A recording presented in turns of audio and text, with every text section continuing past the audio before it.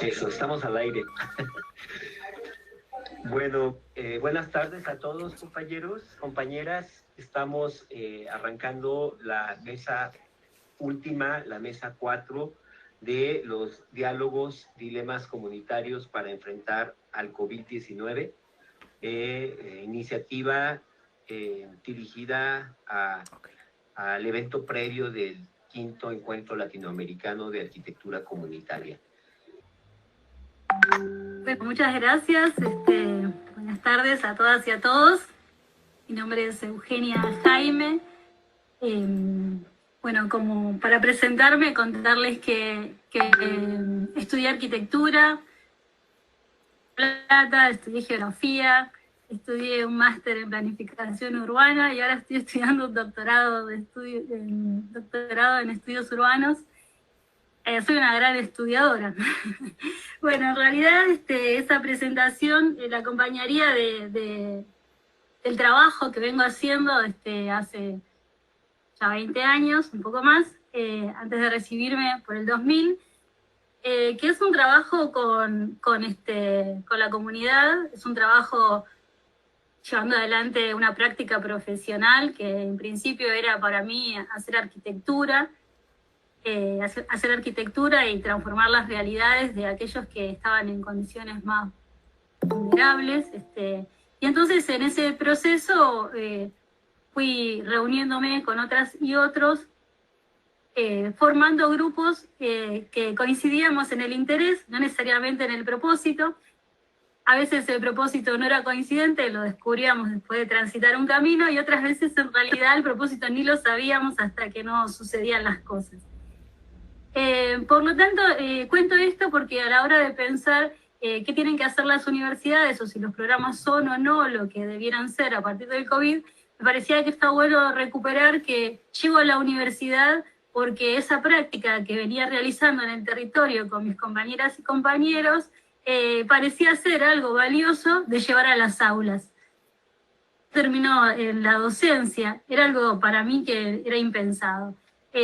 Doy clases en la Universidad Nacional de General Sarmiento en la licenciatura en urbanismo.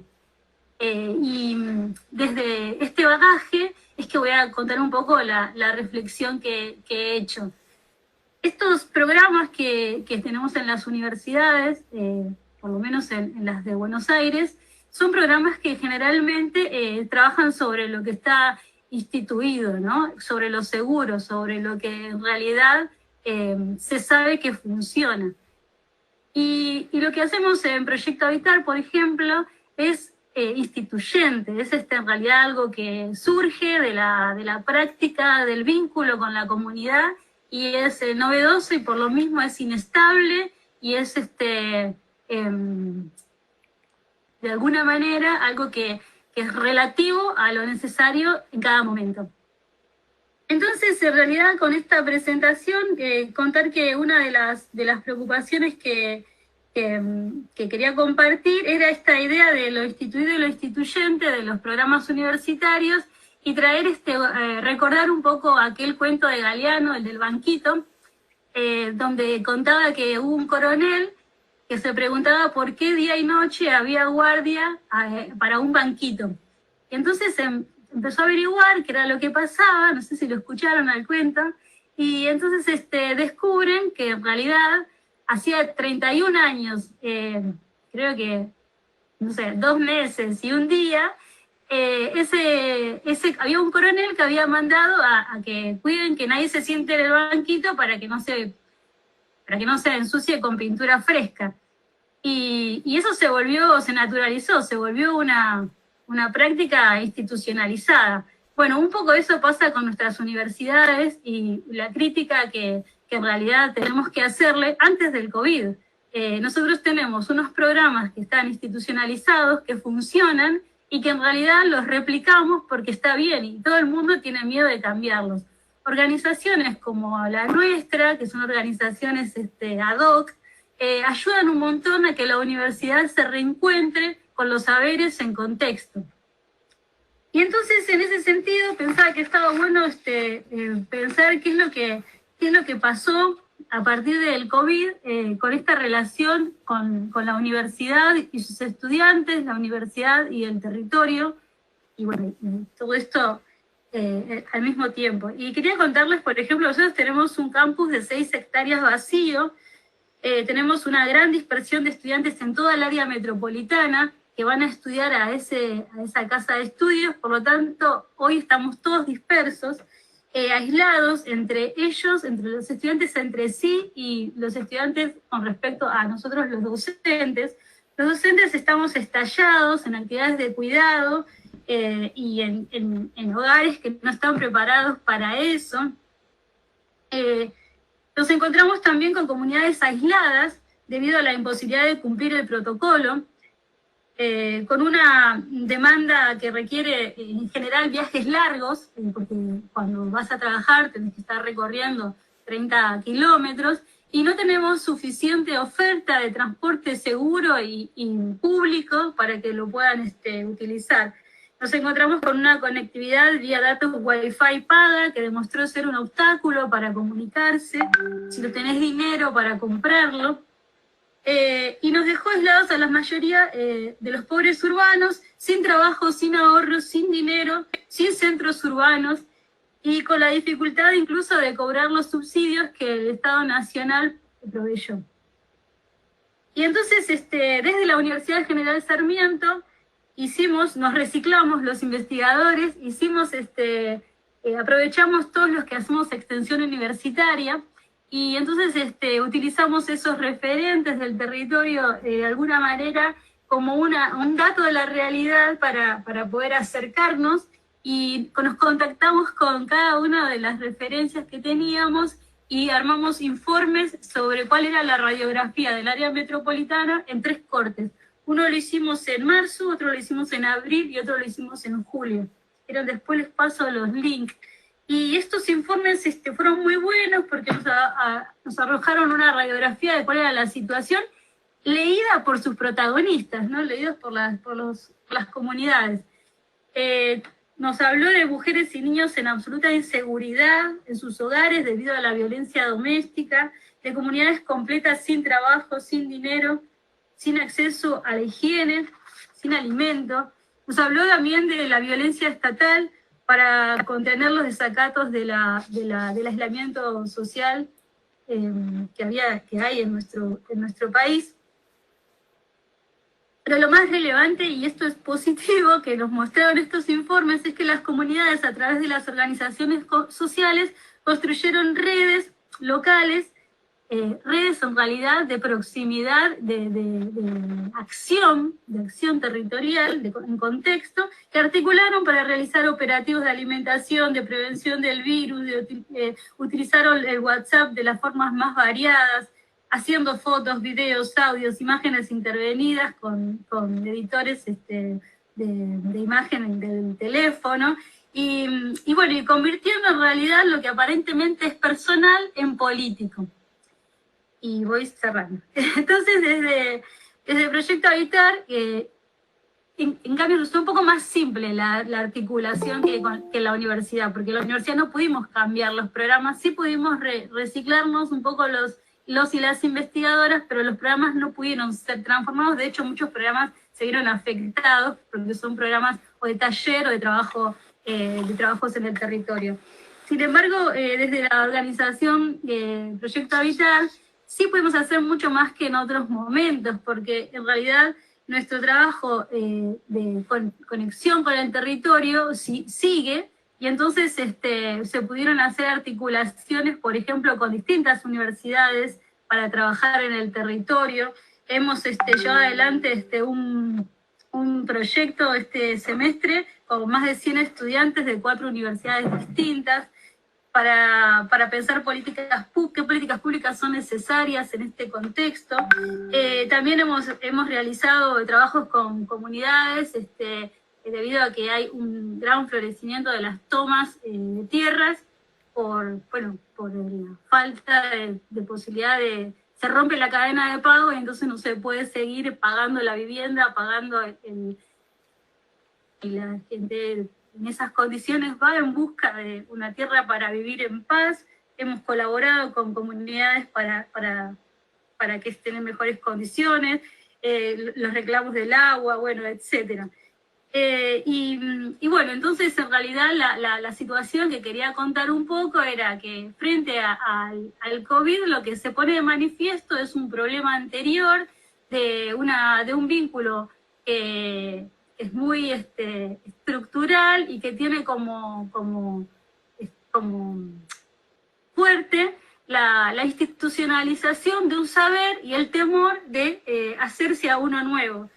Porque lo que en realidad más nos preocupaba era esta idea de que, dado que lo instituyente es provisorio y da como inseguridad y desestabiliza, conviene casi siempre como agarrarse de lo que está instituido y se trabaja como con lo que es tranquilizador. Entonces, creemos que hay que de alguna manera discutir eso, cómo hacer para trabajar en esa relación dialéctica, que relativice, ¿no?, lo que está fijo y que nos pueda permitir dar un salto para el futuro, para el trabajo futuro. Bueno, gracias.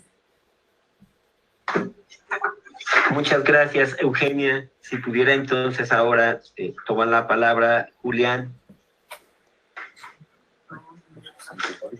Bueno, gracias por la invitación, gracias por el esfuerzo que han hecho todo este año para sostener la continuidad del trabajo del Encuentro Latinoamericano de Arquitectura Comunitaria, por reinventarlo, que es un poco el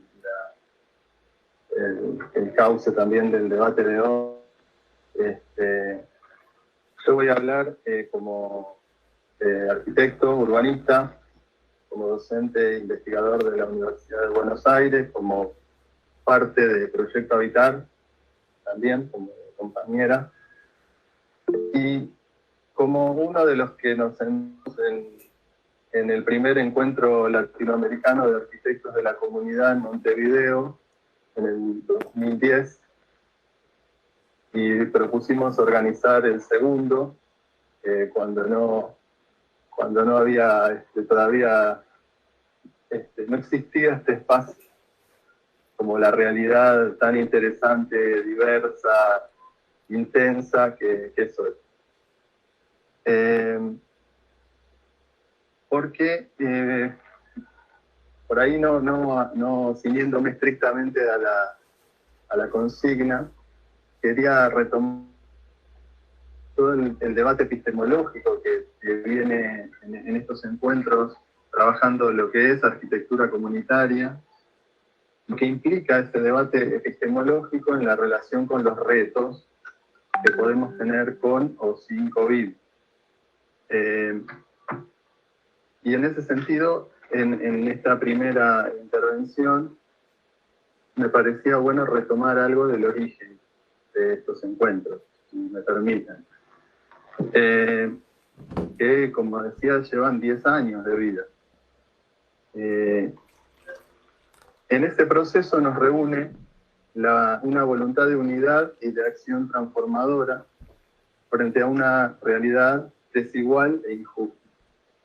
Nos reúne nuestra identidad, nuestro carácter de trabajadores especializados, de trabajadores de la arquitectura y el urbanismo,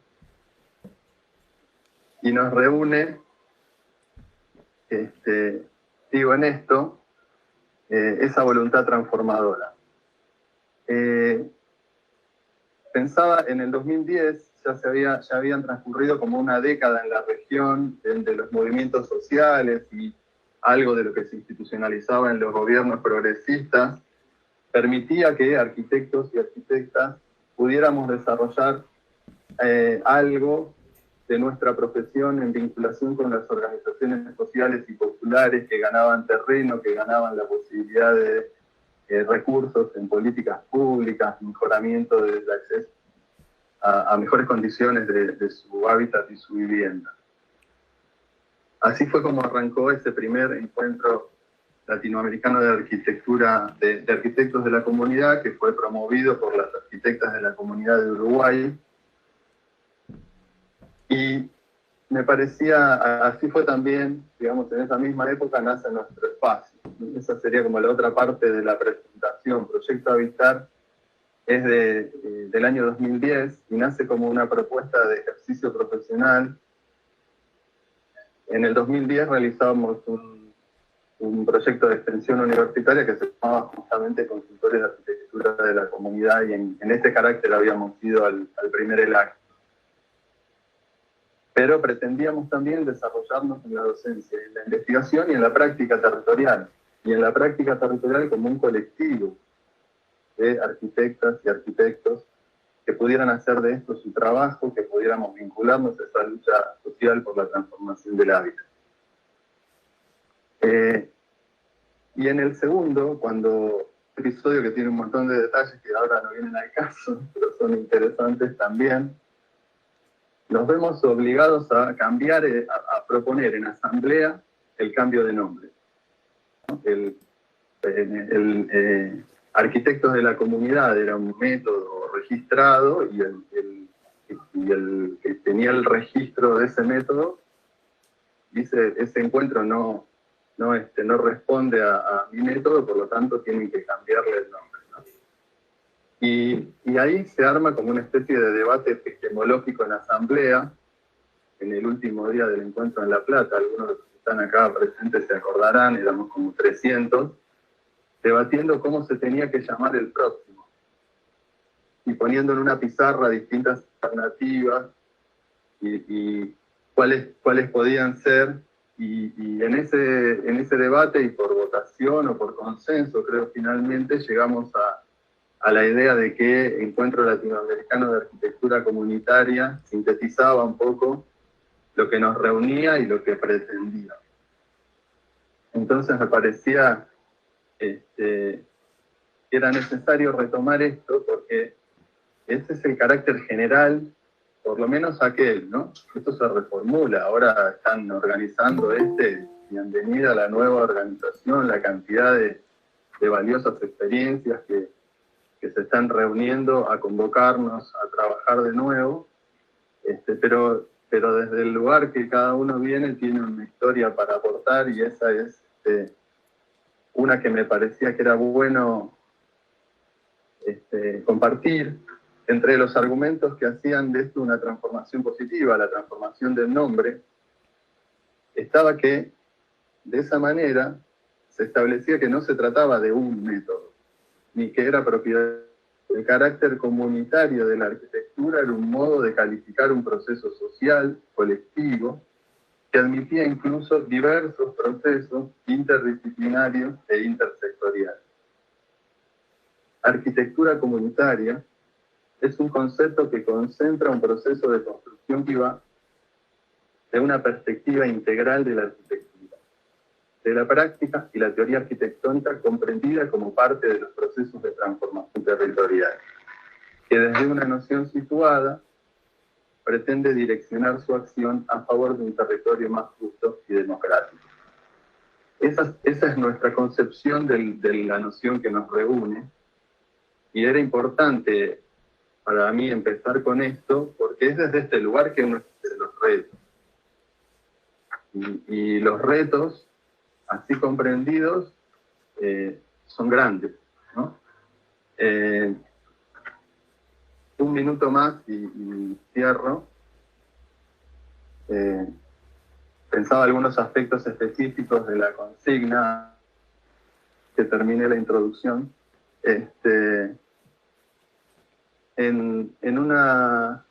Uno de los resultados de la tesis de doctorado, que si puedo termino en medio de esta pandemia, me permitía conocer que en los últimos 20 años en el área metropolitana de Buenos Aires, las políticas de mejoramiento barrial alcanzaron al 30% de barrios populares, que son 1.000, o aproximadamente 1.000. Es decir que durante 20 años el 70% de estos barrios no tuvo ninguna acción de política estatal de mejoramiento. Y estas políticas llegan a muchos lugares más que la acción de las universidades. Entonces, el porcentaje más grande del hábitat popular del área metropolitana ni se entera de si nosotros hacemos o no extensión universitaria, ¿no? Eso me parecía que era importante. Si hacemos la misma regresión crítica en nuestra facultad, probablemente al revés pase lo mismo. Podrían desaparecer los barrios populares y un porcentaje muy importante de nuestra facultad no se enteraría. Para vincular y darles una idea de lo que es nuestro trabajo, tiene 10.000 estudiantes de arquitectura, entre 25 y 30.000 estudiantes si consideramos también los diseños. Tiene 3.000 docentes en un territorio con 1.000 barrios populares. Miren si no tenemos posibilidades, ¿no? Y un reto por delante para trabajar en la integración. Pero es una integración que, en todo caso, seguimos en la segunda parte del debate, se pretende sobre la integralidad de la arquitectura, sobre la propuesta de profesional y la propuesta formativa en general, porque es una perspectiva del problema de la transformación del espacio. Espero no tropezarme con el orden, pero regresaríamos a María Eugenia Jaime para escuchar su segunda intervención. Bueno, la verdad que todas las intervenciones me aportan como más datos para pensar esta reflexión, así que en un primer momento voy a tratar de contar brevemente lo que había pensado y voy a agregar algo más que surge de este intercambio. Lo más interesante que quería compartir, creo que es una de las lecciones que nos deja esta pandemia, es que la voz de la comunidad se hizo escuchar más allá de que haya estado o no la universidad o haya estado o no la política pública establecida como mediando, ¿no? esa posibilidad. Lo que me parece que lo más importante es que lo que hemos logrado es que se politizara familiar y lo supiéramos todos, que se politizara en realidad el pedido de un salario universal, que se politizara la necesidad de desdolarizar el metro cuadrado de vivienda, que se politizara el acceso a la tierra, o sea, que todas esas cuestiones y todos esos problemas que muchas veces estudiamos las y los investigadores como problemas de investigación y conceptualizamos si es escalas en términos verticales, si en realidad es allegamiento o es cohabitación o lo que sé yo, lo que ha sucedido es que se ha puesto a la luz en la voz de sus actores. Y eso está configurando un nuevo actor. Hace pensar en torno a estas preocupaciones que a veces nos asaltan a investigadores y docentes, investigadoras y docentes, en el hecho de que tenemos que ver cómo llegamos a las comunidades. ¿Y no será que en realidad tenemos que tener una universidad de puertas abiertas donde estemos todos y seamos parte de las comunidades? ¿No será que en realidad tenemos que hacer esto de la mirada relativa, de la que nos hablaba Marx, de la diferencia, y entonces en realidad en vez de vernos diferentes a las comunidades, vernos iguales, y entonces ver qué es lo que nos está oprimiendo y no nos está dejando transformar la realidad? Porque el COVID, si empezamos a mirar la realidad desde el COVID, lo que va a pasar es que pareciera que el punto al que tenemos que regresar es al que estábamos antes del COVID, cuando en realidad tenemos un problema que viene de mucho más atrás en el tiempo. La compañera de Agite decía, desde el 60 y 70 teníamos arquitectos, urbanistas, arquitectas en las calles. Yo me animo a decir que desde mucho antes teníamos cantidades de profesionales, en 1880, 1820, discutiendo de qué se trataba eso, de la opresión que generaba el sistema capitalista y que en realidad se empezaba a vislumbrar una acumulación en pocos y una desposesión de muchos. Y hoy tenemos en realidad la oportunidad de revisar críticamente en términos espaciotemporales qué es lo que está sucediendo. Esa era como mi reflexión. Y en relación a lo que se fue diciendo, creo que a todos nos asalta la preocupación de cómo volver a las aulas sin caer en una mirada de tenemos que ir a ayudar.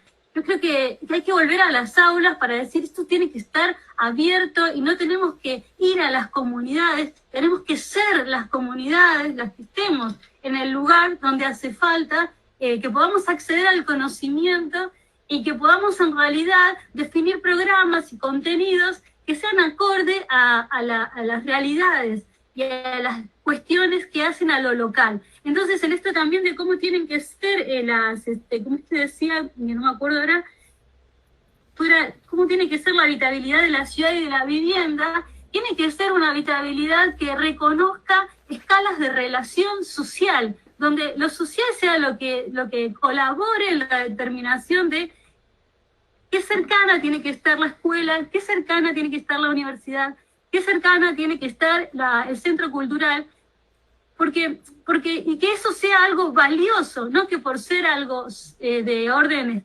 local sea menos valioso que algo de orden regional o algo de orden nacional. Bueno, esas reflexiones, agradezco muchísimo la oportunidad de estar conversando y bueno, ojalá nos podamos ver en México el año que viene. Muchas gracias, Eugenia. Y bueno, regresamos con Julián. Adelante, Julián. Dale, trataré de ser breve. ¿Qué decir? Es un momento de una enorme inestabilidad. Es muy difícil hacer un balance y una proyección. Creo que se vio un poco en la diversidad de situaciones y lo que encontramos como logros y como obstáculos de la coyuntura a partir de que todo se movió. En ese contexto, yo voy a volver a lo que creo que puede ser el mejor aporte al debate colectivo. Creo que es un enorme logro colectivo este encuentro que hemos tenido, la continuidad del encuentro latinoamericano. En este contexto, por ejemplo, es una acción concreta que nos lleva como a crecer en el trabajo común sobre la arquitectura comunitaria. Creo que muchos coincidimos dentro de una diversidad de posiciones y de situaciones que se han presentado, que hay una habilitación para repensar críticamente nuestra práctica. ¿Qué somos en la sociedad? ¿Para qué sirve nuestro trabajo? Eso que ya existía, esta reformulación de las relaciones sociales violentas a la que estamos sometidos, nos obliga a verla, ¿no? Un proyecto que en el 2008 estudiaba las relaciones entre el hábitat y la salud. Y ahora no hay que explicarle a nadie la relación entre el hábitat y la salud, y lo indigno y la vulneración de los derechos que implica para una amplia gama de la población de nuestras ciudades vivir en las condiciones de precariedad que viven, y cómo le afecta a la salud en esta enfermedad y en tantas otras. Creo que tenemos que ir a esa reformulación en términos integrales, y hay mucha capacidad crítica en las exposiciones que se dieron, hay muchas trayectorias que pueden confluir en una recomposición creativa de nuestra profesión. La arquitectura comunitaria no puede ser una píldora, un adherido, un adorno, un complemento. O sea, nosotros estamos hablando de que hay que entender la arquitectura en el contexto social, económico, productivo, en el contexto territorial en el que se da.